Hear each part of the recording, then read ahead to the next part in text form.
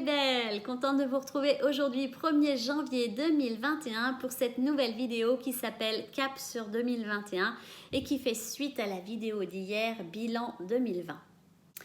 Pour commencer, je vais vous souhaiter une excellente année à toutes avec de l'amour, du bonheur, de la joie, de la bonne humeur, la santé bien sûr, la réussite, tout ce dont vous avez envie, besoin pour cette année 2021. Et moi, je ne vais pas vous parler de bonnes résolutions comme le font la plupart des coachs, car je n'y crois pas. Moi, je vais vous parler de valeurs, de rêves et d'oser. Est-ce que vous avez déjà tenu vos résolutions de l'an dernier ou de l'année d'avant ou encore de l'année d'avant? Pour la plupart, la réponse sera non. Pourquoi? Tout simplement parce que votre résolution ne s'accorde pas avec vos valeurs et vos rêves. Non, un exemple qui revient fréquemment. Arrêtez de fumer. Pourquoi aujourd'hui voulez-vous arrêter de fumer? Parce que votre collègue vous a dit qu'il allait arrêter, parce que ce serait mieux pour votre santé, parce que ce serait mieux pour vos finances.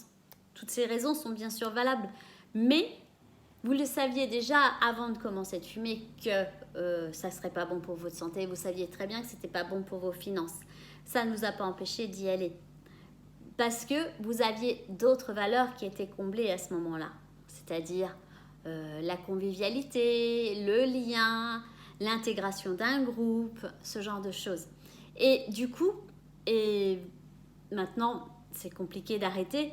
Mais est-ce que votre valeur santé, est-ce que votre valeur finance est plus élevée que cette valeur de convivialité, de lien, de connexion, d'appartenance à un groupe? Après, c'est à vous de faire le tri. Mais voilà, est-ce que cette valeur est plus importante maintenant? La valeur santé ou la valeur finance sera plus importante que cette valeur connexion.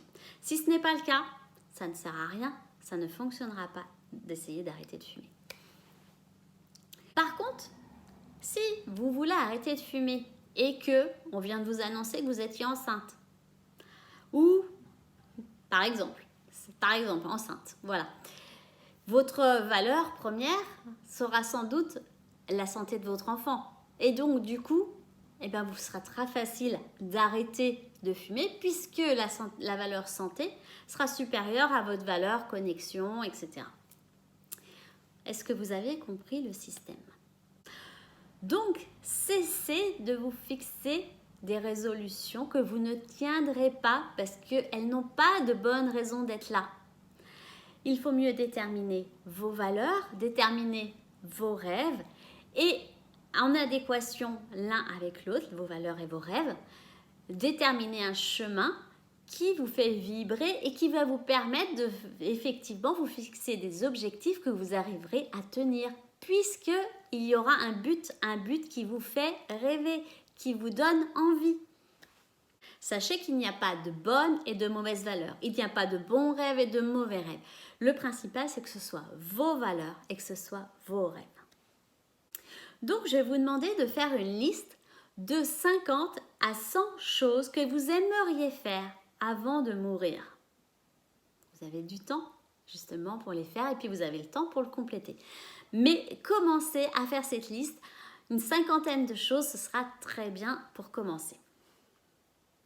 Il faut des petites choses, des choses assez faciles à mettre en œuvre et puis des choses plus importantes, des choses qui vous demandera vraiment de l'investissement, du temps, etc.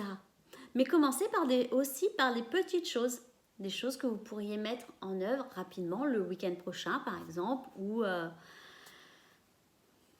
rapidement. La deuxième chose que je vais vous demander de faire, c'est de déterminer vos valeurs.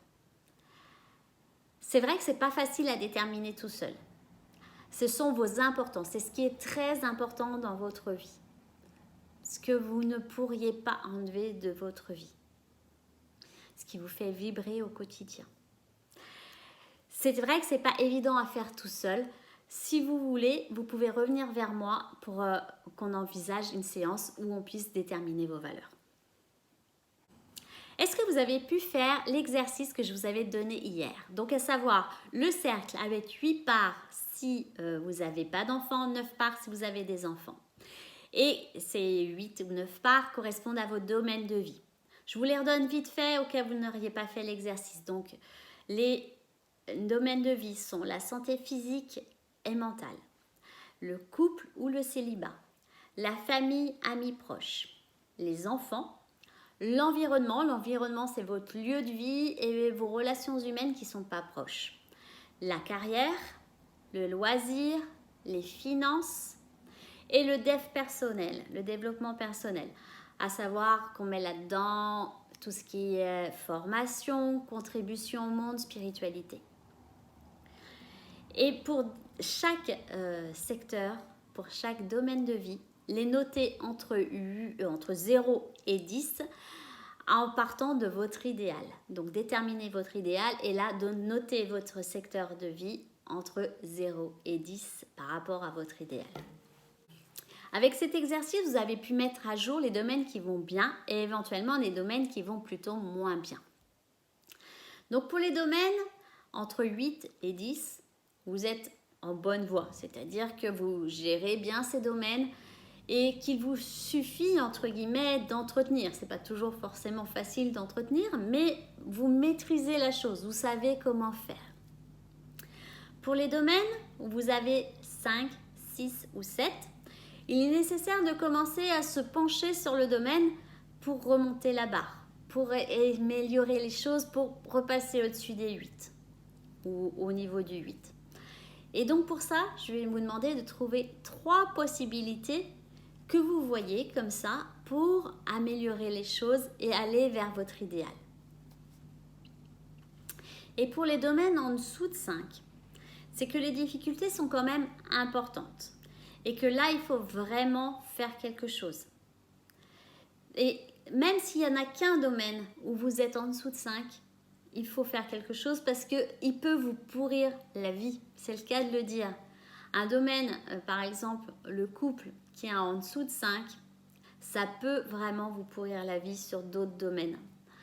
Comme par exemple, et pareil pour le niveau professionnel. Si vous êtes en dessous de 5, posez-vous sérieusement des questions sur votre travail. Est-ce que c'est le bon travail? Est-ce que c'est ce que vous souhaitez continuer?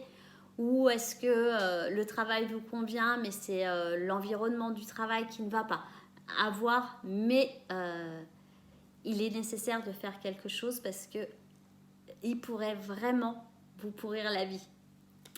Donc, c'est vrai que c'est beaucoup moins évident de mettre à plat parce que là, il faut faire un travail en profondeur. Donc, c'est pareil, à ce moment-là, peut-être qu'il est nécessaire de me contacter ou de contacter un autre coach qui vous aidera à mettre à plat ce domaine et aller vers des petites étapes qui pourra vous aider à surmonter vos difficultés.